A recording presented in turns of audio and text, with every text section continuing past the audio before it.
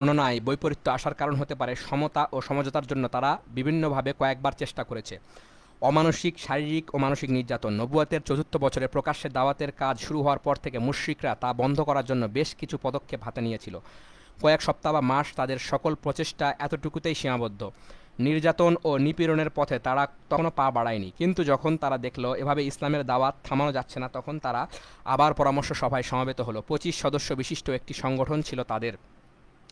সকলে কুরাইশের নেতৃস্থানীয়, আর এদের নেতৃত্ব দিত আবুল আহাব। চিন্তাভাবনা ও পরামর্শের পর তারা নবীজি ও তার সাহাবিদের বিরুদ্ধে এবার চরমপন্থা অবলম্বনের সিদ্ধান্ত নেয়। ঠিক করে কোনোভাবেই আর ইসলামের বিরুদ্ধাচরণ এবং নবীজি ও তার সাহাবিদের জুলুম নির্যাতনের ক্ষেত্রে নমনীয় হওয়া যাবে না। সব রকমের ভয়ঙ্কর শাস্তির সম্মুখীন করা হবে তাদের। সভায় তারা মুসলিম নিপীড়নের সিদ্ধান্ত নেয়। বাস্তবায়নের উদ্যোগও নেওয়া হয় সঙ্গে সঙ্গে। মুসলিমরা দুর্বল ছিল বলে তাদের নির্যাতন করা তুলনামূলক সহজ। কিন্তু নবীজি সাল্লাল্লাহু আলাইহি ওয়াসাল্লাম একজন অতুলনীয় ব্যক্তিত্ব সম্পন্ন মানুষ। সত্য মিথ্য সকলেই তাকে সম্মান করে চলে। তার মতো মানুষকে শ্রদ্ধা না করার কোনো প্রশ্নই ওঠে না। নির্বোধ ও নিম্ন শ্রেণীর লোক ছাড়া কেউ তাকে ছোট করে দেখে না। এছাড়া তিনি সবসময় আবু তালেবের আশ্রয়ে থাকেন, যে কিনা মক্কার প্রভাবশালীদের একজন, যিনি বংশগতভাবেই সম্মানিত। তার জিম্মা ও নিরাপত্তা অন্য সবার উপরে। সেহেতু কুরাইশরা সরাসরি তাকে আক্রমণ করা থেকে বিরত থাকতে বাধ্য হয়। কিন্তু যে অদম্য বিপ্লব তাদের ধর্মীয় নেতৃত্ব ও পার্থিব কর্তৃত্বের 12টা বাজিয়ে দিচ্ছে, সে ব্যাপারে তারা আর কতদিন সহ্য করে যাবে? নবীজির বিরুদ্ধে তারা ভয়ঙ্কর শত্রুতা পোষণ করতে থাকে। হতভাগা আবুল আহাব ছিল তাদের সবার আগে। কুরাইশরা এ ব্যাপারে মনোযোগী হওয়ার বহু আগেই এই লোক নবীজির বিরুদ্ধে অবস্থান নিয়ে রেখেছে। আমরা আগেই জেনেছি বনু হাশিমের মজলিস এবং সাফা পাহাড়ের জনসভায় সে কী আচরণ করেছে। কিছু কিছু বর্ণনায় পাওয়া যায় সাফা পাহাড়ের ঘটনার সময় সে নবীজিকে আঘাত করার জন্য হাতে পাথরও নিয়েছিল। নাউজুবিল্লাহ। নবুয়ত প্রাপ্তির আগে নবীজির দুই কন্যা রুকাইয়া ও উম্মে কুলসুমের সঙ্গে আবুল আহাবের দুই পুত্র উতবা ও উতাইবার সঙ্গে বিয়ে দেওয়া হয়। পরে খেপে গিয়ে সে দুই ছেলেকে তালাক দিতে নির্দেশ দেয় এবং তারা তালাকও দিয়ে দেয়। নবীজির দ্বিতীয় পুত্র আবদুল্লাহ মৃত্যুবরণ করলে আবুল আহাব সুসংবাদ দিতে বন্ধুদের কাছে ছুটে যায়। মহা আনন্দের সাথে তাদের বলে, আরে মোহাম্মদ তো নির্বংশ হয়ে যাচ্ছে। আমরা পূর্বে উল্লেখ করেছি আবুল আহাব হজের মৌসুমে লোক সমাগমে এবং হাটবাজারে নবীজির পিছু নিয়ে তার নামে মিথ্যা বলে বেড়াতো। এমনকি তারিক ইবনু আবদুল্লাহ আল মুহারিবির বর্ণনা থেকে বোঝা যায় সে কেবল মিথ্যা অবাদ দিয়েই থেমে থাকেনি, বরং নবীজিকে পাথর নিক্ষেপ করে রক্তাক্ত পর্যন্ত করে ফেলেছে। আবুল আহাবের স্ত্রী, যে ছিল আবু সুফিয়ানের বোন জামিল বিনতু হারব ইবনে উমাইয়া, নবীজির প্রতি শত্রুতা পোষণের ক্ষেত্রে স্বামীর চেয়ে কোনো অংশে কম ছিল না। সে রাতের বেলায় নবীজির চলার পথে ও দরজার সামনে কাঁটা বিছিয়ে রাখত। বেশ রুক্ষভাষী আর ঝগড়াটে এক নারী। শুধু তাই নয়, মিথ্যে অপবাদ দেওয়া, চক্রান্ত করা এবং বিশৃঙ্খলা সৃষ্টিতে সে ভীষণ পটু। নবীজির বিরুদ্ধে যুদ্ধং দেহি ছিল এই হতবাহিনী। কোরআনে কারিমে তাকে হাম্মালাত আল হাতব বা ইন্ধন বহনকাহিনী বলে আখ্যায়িত করা হয়েছে। তার স্বামীর ব্যাপারে কুরআনুল কারিমের সূরা অবতীর্ণ হয়েছে জেনে উত্তেজিত হয়ে সে নবীজির কাছে আসে। নবীজি তখন বাইতুল্লাহর মসজিদে হারামে বসে আছেন, সঙ্গে আবু বকর রাদিয়াল্লাহু আনহু। আসার সময় আবুল আহাবের স্ত্রী দুহাত ভরে পাথর নিয়ে এসেছে। সে তাদের কাছাকাছি এসে আল্লাহ তাআলা নবীজি থেকে তার দৃষ্টি সরিয়ে রাখেন। এতে সে কেবল আবু বকর রাদিয়াল্লাহু আনহুকেই দেখতে পায়। তাকে জিজ্ঞেস করে, এই যে আবু বকর, তোমার বন্ধুটা কোথায়? শুনলাম সে নাকি আমাকে আর আমার স্বামীকে নিয়ে আজে বাজে কথা বলেছে। আল্লাহর কসম, তাকে সামনে পেলে পাথরগুলো তার মুখে মারতাম আমি। আর কবিতা লিখতে আমরাও পারি। এরপর সে আবৃত্তি করে, মুজাম্মামের অবাধ্য আমরা, মানি না তার বিধিবিধান, তাই ছুঁড়ে ফেলে দিয়েছি আমরা তার আনিত ধর্মজ্ঞান। তারপর সে চলে গেল। আবু বকর রাদিয়াল্লাহু আনহু বলেন, হে আল্লাহর রাসূল, সে আপনাকে দেখেনি। আপনি কি তাকে দেখেছেন? নবীজি সাল্লাল্লাহু আলাইহি সাল্লাম উত্তরে বলেন, সে আমাকে দেখেনি। নিশ্চয় আল্লাহ আমার থেকে তার দৃষ্টি সরিয়ে রেখেছিলেন। ইমাম আবু বকর আল বাজ্জারও এই ঘটনা বর্ণনা করেছেন। তার বর্ণনায় আছে, আবুল আহাবের স্ত্রী আবু বকর রাদিয়াল্লাহু আনহুর কাছে গিয়ে বলেছিল, আবু বকর, তোমার সঙ্গী কোনো এক কবিতায় আমাকে নিয়ে ঠাট্টা বিদ্রুপ করেছে। তখন আবু বকর বলেন, না, এ ঘরের কসম, তা হতে পারে না। তিনি কবিতা রচনা করেন না, কবিতা তার মুখে শোভাও পায় না। সে তখন বলে, তুমি ঠিকই বলেছ। আবুল আহাব নবীজিকে এভাবে কষ্ট দিত, অথচ সে তার আপন চাচা ও প্রতিবেশী। তার ও নবীজির ঘর ছিল পাশাপাশি। অন্যান্য প্রতিবেশীরাও তাকে কষ্ট দিত। নবীজিকে যারা নিজ বাড়িতে এসে কষ্ট দিত তাদের মধ্যে রয়েছে আবুল আহাব, হাকাম ইবনু আবিল আস ইবনে উমাইয়া, উকবা ইবনু আবু মঈদ, আদি ইবনু হামরা আস সাকাফি ও ইবনুল আজদা আল হুজালি। এরা সকলেই নবীজির প্রতিবেশী। কিন্তু হাকাম ইবনু আবিল আস ছাড়া কারো কপালে ইসলামের কালেমা জোটেনি। নবীজি সালাত আদায়কালে এদের কেউ ছাগলের নাড়ি ভুড়ি এনে তার মাথার উপর তুলে দিত। তার চুলায় রান্না বসানো হলে কিছু লোক এমনভাবে ময়লা আবর্জনা ছুঁড়ে মারত যেন তা রান্নার পাতিলে গিয়ে পড়ে। অবশেষে নবীজি সাল্লাল্লাহু আলাইহি ওয়াসাল্লাম একটু আড়ালে সালাতের জায়গা বানিয়ে নেন। তারপরেও সেই মানুষগুলো তার বাড়িতে ময়লা ফেলতো। নবীজি তখন ঘর থেকে বের হয়ে বলতেন, ওয়ে বনু আব্দে মানাফ, প্রতিবেশীর সাথে এটা কোন ধরনের আচরণ? তারপর তিনি ময়লাগুলো রাস্তার পাশে ফেলে দিয়ে আসতেন। আচ্ছা আচ্ছা, এই যে মুজাম্মাম কথা বলা হচ্ছে কবিতায়, যাকে তিরস্কার করা হয়েছে, যার মুখে চুনকালি পড়া হয়েছে, এই ধরনের কথা বলা হয়েছে। আচ্ছা, নবীজি সাল্লাল্লাহু আলাইহি সাল্লাম বললেন, তোমরা কি এটা ভেবে খুশি হবে না যে আল্লাহ তাআলা আমাকে কুরাইশের লাঞ্ছনা থেকে মুক্তি দিয়েছেন? তারা আমাকে মুজাম্মাম বলে, অথচ আমি তো মুহাম্মদ, প্রশংসিত। হতভাগা উকবা ইবনে আবু মুয়িতের নিকৃষ্টতা আরও এগিয়েছিল। ইমাম বুখারী আব্দুল্লাহ ইবনে মাসউদের সূত্রে বর্ণনা করেন, একদিন আল্লাহ রাসূল সাল্লাল্লাহু আলাইহি ওয়াসাল্লাম বাইতুল্লাহর কাছে সালাত আদায় করছিলেন। আবু জাহেল ও তার সাথীরা কিছুটা দূরে বসে আছে। আগের দিন একটি উট জবাই করা হয়েছে। আবু জাহেল বলল, কে আছে এখানে যে উটের নাড়ি ভুড়ি নিয়ে আসবে আর মোহাম্মদ সেজদায় গেলে তার দুই কাঁধের মাঝ বরাবর ছুঁড়ে মারবে? সে সময় সম্প্রদায়ের সবচেয়ে হতভাগা লোকটি উঠে দাঁড়ালো। হ্যাঁ, এটা সূরা থেকে রেফারেন্স দেওয়া হবে। আচ্ছা, মানে সূরা শামসের ভিতরেও এ ধরনের একটা কথা আছে। তো সেই ধরনের কথার কথা বলা হচ্ছে, মানে সবচেয়ে হতভাগা লোকটি উঠে দাঁড়ালো।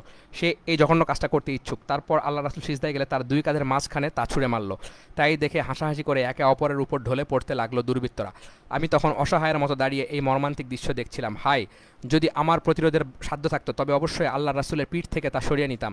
আল্লাহ রাসূল সাধারণত দীর্ঘ সিজদা করতেন, কিন্তু সেদিন মাথা তুলতে পারছেন না বিধায় সেজদা আরও দীর্ঘ হচ্ছিল। অবশেষে এক ব্যক্তি গিয়ে ফাতেমাকে খবর দিল। ফাতেমা সাথে সাথে এলেন। তিনি তখন বালিকা। তিনি সেগুলো তার উপর থেকে ফেলে দিলেন, তাদের বকাঝকা করলেন। আল্লাহ রাসূল সালাত শেষ করে উচ্চ কণ্ঠে তাদের জন্য বদদোয়া করলেন। তিনি যখন দোয়া করতেন সাধারণত তিনবার করে করতেন, এবং কিছু প্রার্থনা করতেন তখন তিনবার করে করতেন। তিনি তিনবার করে বললেন, হে আল্লাহ, আপনাদের উপরে এই কুরাইশদের বিচারের ভার ন্যস্ত করলাম। তারা এই আজ শোনামাত্র তাদের হাসি উবে গেল। তারা তার বদদোয়ায় ভীষণ ভয় পেয়ে গেল। তারপর তিনি বলেন, হে আল্লাহ, আবু জাহাল ইবনে হাশেম, উতবা ইবনে রবিয়া, সাইবা ইবনে রবিয়া, ওয়ালিদ ইবনে উকবা, উমাই ইবনে খলফ ও উকবা ইবনে আবু মুইত শাস্তির ভার তোমার উপর ন্যস্ত করলাম। বর্ণনাকারী বলেন, তিনি সপ্তম আরেকজনের কথা উল্লেখ করেছেন, তবে আমি তা স্মরণ করতে পারছি না। মুহাম্মদ সাল্লাল্লাহু আলাইহি ওয়াসাল্লামকে আল্লাহ যে পবিত্র সত্য সহ রসুল রূপে প্রেরণ করেছেন তার কসম, তিনি যাদের নাম সেদিন উচ্চারণ করেছিলেন বদর যুদ্ধের দিন, আমি তাদের লাশ মাটিতে পড়ে থাকতে দেখেছি। পরে তাদেরকে টেনে হিচড়ে বদরের একটি নোংরা কূপে নিক্ষেপ করা হয়। উমাইয়া ইবনে খলফ নবীজিকে দেখলেই নিন্দা করত, কখনো আড়ালে কখনো সামনে। তার ব্যাপারে কোরআনে বলা হয়েছে, ওয়াইলুল্লি কুল্লি হোমাজদিল লোমাজা, সামনে ও পেছনে নিন্দাকারী প্রত্যেকের ভাগ্যে রয়েছে দুর্ভোগ। ইবনে হিসাম বলেন, হোমাজা বলা হয় সেই ব্যক্তিকে যে প্রকাশ্যে মানুষের নিন্দা করে, চোখ রাঙিয়ে কথা বলে, অন্যদের কটাক্ষ করে। আর লোমাজা হচ্ছে সেই ব্যক্তি যে গোপনে মানুষের দোষ চর্চা করে এবং মানুষকে কষ্ট দেয়। উমাইয়ার ভাই উবাই ইবনে খালফ ছিল উকবা ইবনে আবু মুয়িতের সমমনা। উকবা একবার নবীজির কাছে বসে তার কথাবার্তা শোনে। উবাইয়ের জানতে পেরে তাকে ভীষণ গালমন্দ করে এবং নবীজির চেহারা মোবারকে থুতু নিক্ষেপ করতে বলে। নাউজুবিল্লাহ। হতভাগা তাই করে। উবাই নিজে একবার আল্লাহ রাসূলের দিকে পচা হাড় গুঁড়ো করে ফু দিয়ে উড়িয়ে দেয়। আখনাস ইবনু শারিকা সাকাফি নবীজিকে খুবই কষ্ট দিয়েছে। কোরআনে কারিমে তার 9টি বদ অভ্যাসের কথা বলা হয়েছে। আপনি এমন কারো অনুসরণ করবেন না যে অধিক শপথ করে, যে লাঞ্ছিত পশ্চাতে নিন্দা করে, একে কথা অন্যের কাছে বলে বেড়ায়, যে ভালো কাজে বাধা দেয়, সীমালঙ্ঘন করে, যে পাপিষ্ঠ কঠোর স্বভাবের, তার উপর কুখ্যাত। আবু জাহেল মাঝে মধ্যে লুকিয়ে নবীজির কোরআন তেলাওয়াত শুনত। কে? আবু জেহেল। আচ্ছা, কিন্তু আল্লাহ তার রাসূলের প্রতি ঈমান আনা, আনুগত্য করা, কোরআন থেকে শিক্ষা নেওয়া কিংবা পরকালের ব্যাপারে চিন্তিত হওয়ার কোনো আলামত তার মাঝে দেখা যায়নি। সে প্রতিনিয়ত কথা ও কাজের মাধ্যমে নবীজিকে কষ্ট দিত, আল্লাহর পথে চলতে বাধা দিত।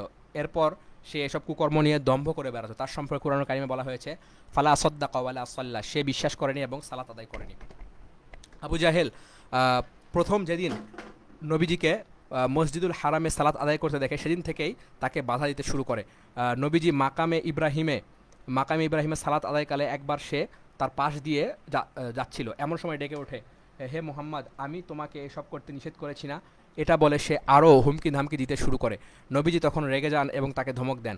আবু জাহল বলে, মোহাম্মদ, কিসের গরম দেখাচ্ছ তুমি আমাদের সাথে? আরে, এই এলাকায় আমার চেয়ে বড় জনবল আর কার আছে শুনি? তারা এমন উদ্ধত আচরণের প্রেক্ষিতে আল্লাহ তাআলা সূরা আলাকের এই আয়াতটি নাজিল করেন, ফালিয়াদউ নাদিয়া, সে যেন তার দলবল ডেকে আনে। আচ্ছা, অপর এক বর্ণনায় আছে, নবীজি তার গলা নবীজি তার গলা চেপে ধরে ঝাঁকুনি দিতে দিতে বলেন, কোরআনের ভাষায় আউলা লাকা ফাউলা সুম্মা আউলা লাকা ফাউলা, তোমার উপর, তোমার জন্য দুর্ভোগের উপর দুর্ভোগ, আবারও বলছি তোমার জন্য রয়েছে দুর্ভোগের উপর দুর্ভোগ। আচ্ছা, তখন আল্লাহর এ নিকৃষ্ট শত্রুটি বলে ওঠে, আমাকে ভয় দেখাতে চাও মোহাম্মদ, তুমি আর তোমার রব আমার কিছুই করতে পারবে না। জেনে রেখো, এ এলাকায় আমার চেয়ে মর্যাদা সম্পন্ন ব্যক্তি আর কেউ নেই। নবীজির ধমক খেয়ে তার যে নির্বুদ্ধিতা দূর হয়েছে তা কিন্তু নয়, বরং এই দুর্ভাকার স্পর্ধা আরও বেড়েছে। আবু হুরায়রা রাদিয়াল্লাহু আনহু বলেন, আবু জাহেল একদিন বলে, আচ্ছা তোমাদের সামনে মোহাম্মদের চেহারা মাটিতে ঘষে দিলে কেমন হয়? নাউজুবিল্লাহ। জবাবে বলা হয়, হ্যাঁ খুব ভালো হয়। অথবা আবু জাহেল তখন বলে, লা তো উজ্জার কসম, আমি যদি তাকে সালাত আদায় করতে দেখি তাহলে অবশ্যই তার ঘাড় চেপে ধরবো কিংবা চেহারা মাটিতে ঘষে দেব। আবু হুরায়রা রাদিয়াল্লাহু আনহু বলেন, একদিন আল্লাহ রাসূল সালাত আদায় করছিলেন, তখন আবু জাহেল তার কাছে আসে, উদ্দেশ্য ছিল তার ঘাড় মোবারক চেপে ধরা। কিন্তু কিছু বুঝে ওঠার আগেই আবু জাহেল ভয় পেয়ে ফিরে যায়, সাথীদের দিকে দুহাত বাড়িয়ে বাঁচাও বাঁচাও বলে চিৎকার জুড়ে দেয়। উপস্থিত লোকেরা জানতে চায়, কি হলো তোমার? তার জবাব, তারও আমার মাঝে আগুনের বিশাল বড় এক গর্ত দেখতে পেলাম। আল্লাহর রাসূলকে বিষয়টি জানানো হলে তিনি বলেন, সে যদি আমার কাছে আসতো তবে অবশ্যই ফেরেশতা তার হাতে পায়ে ধরে তুলে নিয়ে যেত। কি জনসাধারণ, কি নেতৃস্থানীয়, সকলের কাছে নবীজি একজন সুমহান ব্যক্তিত্ব ও পরম শ্রদ্ধার পাত্র। তাছাড়া তিনি তখন আবু তালেবের পরম প্রিয় ভাজন, তিনি মক্কার অন্যতম সম্মানিত ব্যক্তি। তারপরও তাকে এত এত জুলুম নির্যাতনের শিকার হতে হয়েছে। অপরদিকে সাধারণ মুসলিমরা নিতান্তই দুর্বল, তাদের উপর অত্যাচারের স্টিমরোল চালানো তো কোনো ব্যাপারই ছিল না, হয়েছেও তাই। সে সময় যখনই কেউ ইসলামের প্রতি অনুরাগ প্রকাশ করেছে, সাথে সাথে তার উপরই তারই গোত্রের লোকেরা একের পর এক অত্যাচারের নিকৃষ্ট নমুনা সৃষ্টি করেছে। আর যারা ছিল নিচু বংশের লোক, তাদের উপর প্রভাবশালী ব্যক্তিরা এমন সব নির্যাতন করেছে যার বিবরণ শুনলে অন্তর ভয়ে কেঁপে উঠবে। আচ্ছা, ইসলাম ও মুসলিমদের অন্যতম প্রধান শত্রু ছিল আবু জাহেল। কোনো সম্ভ্রান্ত ও ক্ষমতাসম্পন্ন কারো ইসলাম গ্রহণের সংবাদ পেলে সে তাকে তিরস্কার করত, লাঞ্ছিত করতে চেষ্টা করত, তার জানমাল নিয়ে নানা রকম ভয়ভীতি দেখাতো।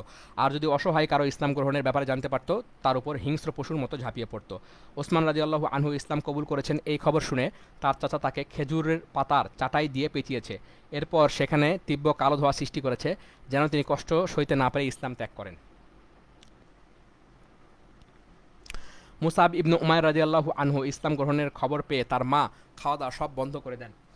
শুধু তাই নয়, মুসাবকে বাড়ি থেকে বেরও করে দেন। অথচ শৌখিনতার দিক থেকে তিনি ছিলেন অন্য সবার চেয়ে এগিয়ে। কিন্তু ইসলাম গ্রহণের পর তাকে মানবেতর জীবনযাপন করতে হয়েছে।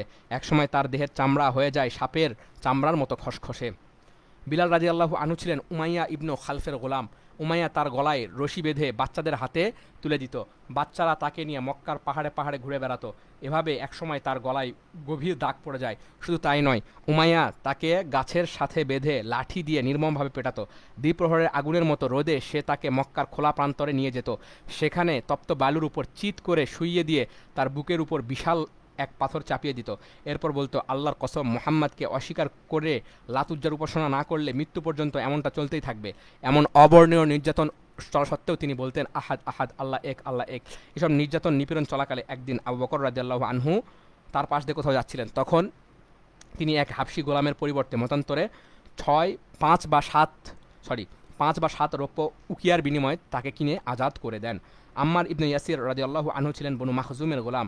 সপরিবারে তিনি ইসলাম গ্রহণ করেন। তাদের ইসলাম গ্রহণের কথা জানতে পেরে মুশরিকরা আবু জাহেলের নেতৃত্বে তাদের উপর ঝাঁপিয়ে পড়ে। তারা তাদেরকে প্রখর রোদে উত্তপ্ত বালুর উপর ফেলে নির্যাতন শুরু করে।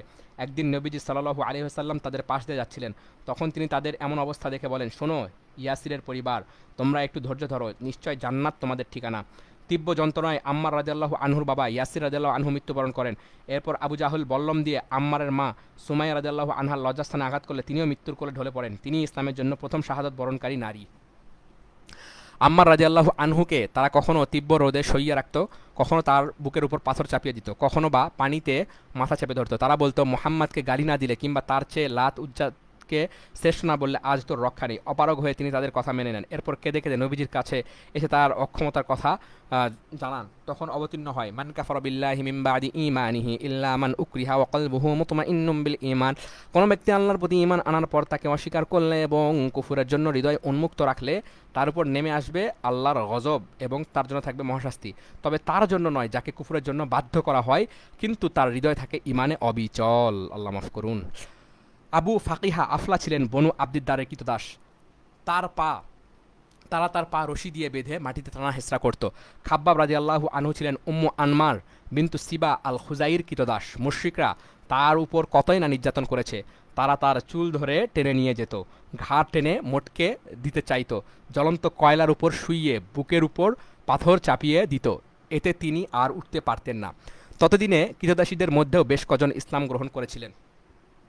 তাদের মধ্যে আছেন জুনাইরা, নাহদিয়া, তাদের কন্যারা। কারা কারা ছিলেন? জুনাইরা, নাহদিয়া, তাদের কন্যারা ও উম্মু উবাইস রাদিয়াল্লাহু আনহুন্না। তারাও মুশরিকদের অবর্ণনীয় নির্যাতনের শিকার হন, যার কিছু নমুনা পূর্বে উল্লেখ করা হয়েছে। বনু আদির অন্তর্গত বনু মুআম্মালের এক দাসী ইসলাম গ্রহণ করেন। উমর ইবনুল খাত্তাব রাদিয়াল্লাহু আনহু তখনও ইসলাম গ্রহণ করেননি। এ কারণে দাসীকে তিনি ইচ্ছামতো প্রহার করেন। এক পর্যায়ে তিনি বলেন, ক্লান্ত না হলে আজ তোমাকে ছাড়তাম না। আবু বকর রাদিয়াল্লাহু আনহু বিলাল ও আমির ইবনে ফুহায়রার মতো আবু বকর রাদিয়াল্লাহু আনহু বিলাল ও আমির ইবনে ফুহায়রার মতো এই দাসীদেরও কিনে আজাদ করে দেন। মুশরিকরা অনেক সাহাবীকে উট বা গরুর চামড়ায় পেঁচিয়ে উত্তপ্ত বালুর উপর ফেলে রাখত, আবার অনেককে লৌহ বর্ম পরিয়ে নিক্ষেপ করত গরম পাথরের উপর। আল্লাহর দিকে যারা অগ্রসর হয়েছেন তাদের উপর চালানো নির্যাতনের ফিরিস্তি অনেক লম্বা, নিদারুণ হৃদয় বিদারক। যে কারো ইসলাম গ্রহণের খবর শুনে তারা দৌড়ে গিয়ে তাকে বাধা দিয়েছে, তার উপর প্রয়োগ করেছে নির্যাতন নিপীড়নের অভিনব সব কৌশল। দারুল আরকাম মুসলিমদের বৈঠকখানা। হ্যাঁ, এমন জুলুম নির্যাতনের কারণে নবীজি সাল্লাল্লাহু আলাইহি ওয়াসাল্লাম সাধারণ মুসলিমদের ইসলাম গ্রহণের বিষয়টি গোপন রাখতে বলতেন। পাশাপাশি তিনি নিজেও প্রকাশ্যে তাদের সঙ্গে মিলিত হওয়া থেকে বিরত থাকতেন। সে সময় এমনটা করাই ছিল বুদ্ধিমানের কাজ, কারণ জনসম্মুখে নবীজি শিক্ষা দীক্ষা ও আত্মশুদ্ধির কাজ করতে চাইলে তারা বাধা দিয়ে বসবে, তখন দুই দলের মধ্যে ঝগড়াও লেগে যেতে পারে। নবুয়তের ৪র্থ বছরে এমন ঘটনাও ঘটেছিল। ঘটনাটি হলো, নবীজি এক উপত্যকায় সাহাবীদের সঙ্গে মিলিত হয়ে গোপনে সালাত আদায় করছিলেন। তখন কুরাইশদের কিছু লোক তাদের দেখে গালাগাল শুরু করে। এক পর্যায়ে ঝগড়ায় বেঁধে যায়। কথা কাটাকাটির মাঝে সাদ ইবনে আবি ওয়াক্কাস রাদিয়াল্লাহু আনহু এক ব্যক্তিকে আঘাত করলে সে রক্তাক্ত হয়। ইসলামের পথে এটাই ছিল প্রথম রক্তপাত। বোঝা যাচ্ছে যদি এমন লড়াই একের পর এক হতেই থাকতো তাহলে এতে মুসলিমরাই বেশি ক্ষতির মুখে পড়বে, এমনকি একসময় অস্তিত্ব সংকটেই পড়ে যাবে হয়তোবা। তাই সাহাবীরা তাদের যাবতীয় ধর্মকর্ম গোপনেই সম্পন্ন করতেন। অপরদিকে নবীজি সাল্লাল্লাহু আলাইহি ওয়াসাল্লাম মুশরিকদের সামনেই দাওয়াত ও ইবাদতের কাজ চালিয়ে যেতেন। মুশরিকদের কোনো পদক্ষেপই তাকে এই অবস্থান থেকে সরাতে পারেনি। তাই ইসলাম ও মুসলিমদের কল্যাণের বিষয়টি মাথায় রেখে সাহাবীদের সঙ্গে তিনি গোপনেই মিলিত হতেন। আরকাম ইবনু আবিল আরকাম আল মাখজুমির বাড়ি ছিল সাফা পাহাড়ে, কুরাইশ ও তাদের মজলিস থেকে বেশ দূরে। তাই নবুয়তের ৫ম বছর থেকে এই বাড়িটিকে মুসলিমরা তাদের ধর্মীয় শিক্ষা কেন্দ্র ও মিলনায়তন হিসাবে গ্রহণ করেন। হাবশায় প্রথম হিজরত। নবুয়তের ৪র্থ বছরের মাঝামাঝি কিংবা শেষ দিকে উল্লিখিত নির্যাতন নিপীড়ন শুরু হয়। প্রথম দিকে স্বল্প মাত্রার হলেও ধীরে ধীরে এই অত্যাচার বৃদ্ধি পেতে থাকে। নবুয়তের ৫ম বছরের মাঝামাঝি এসে ভয়ঙ্কর রূপ ধারণ করে। এক পর্যায়ে মক্কায় অবস্থান করা তাদের জন্য অসম্ভব হয়ে দাঁড়ায়। অসহনীয় এই নির্যাতন থেকে তারা মুক্তি লাভের চিন্তা শুরু করেন। এমন অবরুদ্ধ পরিস্থিতিতে সূরা কাহফ অবতীর্ণ হয়, যেন নবীজি সাল্লাল্লাহু আলাইহি ওয়াসাল্লাম কাফিরদের কিছু প্রশ্নের জবাব দেন। এতে ৩টি ঘটনাও বর্ণিত হয়েছে, যেখানে আল্লাহ তাআলার পক্ষ থেকে তার মুমিন বান্দাদের জন্য রয়েছে গুরুত্বপূর্ণ নির্দেশনা। আসহাবে কাহাফ তথা গুহাবাসীদের ঘটনা থেকে দিন পালনের জন্য ফিতনায় পড়ার আশঙ্কা হলে আল্লাহর উপর ভরসা করে কাফির ও শত্রুদের ভূমি ত্যাগ করে অন্যত্র হিজরতের ব্যাপারে নির্দেশনা পাওয়া যায়। আল্লাহ তাআলা বলেন, ওয়াইদি আতাজালতুমুহুম মা ইয়াবুদুনা ইল্লাল্লাহ, তাদের থেকে এবং আল্লাহর পরিবর্তে যারা তাদের ইবাদত করে সেগুলো থেকে পৃথক হওয়ার পর তোমরা গুহায় আশ্রয় গ্রহণ করো। তোমাদের পালনকর্তা তোমাদের জন্য অনুগ্রহ বিস্তার করবেন এবং তিনি তোমাদের জন্য তোমাদের কর্মকে ফলপ্রসূ করার ব্যবস্থা করবেন। খিজির ও মুসা আলাইহিস সালামের ঘটনা থেকে জানা যায়, নদীর স্রোত সবসময় একরকম থাকে না, মাঝে মধ্যে স্রোতের বাঁক বদলায়। এতে অত্যন্ত সূক্ষ্মভাবে ইঙ্গিত করা হয়েছে মুসলিমরা এখন নির্যাতনের শিকার, একদিন এগুলো বন্ধ হবে। এই মুশরিক অত্যাচারীরা ইসলাম গ্রহণ না করলে অচিরেই এই দুর্বল ও পরাভূত মুসলিমদের সামনে তারা মাথা নত করতে বাধ্য হবে। জুলকারনাইনের ঘটনা থেকে এই বিষয়গুলো বোঝা যায়। সমগ্র পৃথিবীর মালিক এক আল্লাহ, তিনি তার বান্দাদের মাঝে যাকে ইচ্ছা ক্ষমতা ও কর্তৃত্ব দান করেন। কুফরি নয়, বরং ইমানের পথে থেকেই কেবল সফলতা অর্জন করা সম্ভব। বিভিন্ন পরিস্থিতিতে আল্লাহ তার বান্দাদের মধ্য থেকে এমন কারো উত্থান ঘটান যে দুর্বলদের ইয়াজুজ মাজুজের কবল থেকে উদ্ধার করে। আল্লাহ সৎ বান্দারাই পৃথিবীতে উত্তরাধিকার লাভের ক্ষেত্রে সবচেয়ে বেশি হকদার। তারপর সূরা জুমার অবতীর্ণ হয়। এখানে হিজরতের ব্যাপারে ইঙ্গিত করে বলা হয়েছে, আল্লাহ জমিন অপ্রশস্ত নয়, ও আরদুল্লাহি ওয়াসিআ। যারা এই দুনিয়ার সৎ কাজ করে তাদের জন্য পুণ্য রয়েছে দ্বিগুণ। হ্যাঁ, তাদের জন্য রয়েছে পুণ্য। আল্লাহ পৃথিবীর প্রশস্ত, ধৈর্যশীলদের বিনা হিসাবে পুরস্কার দেওয়া হবে।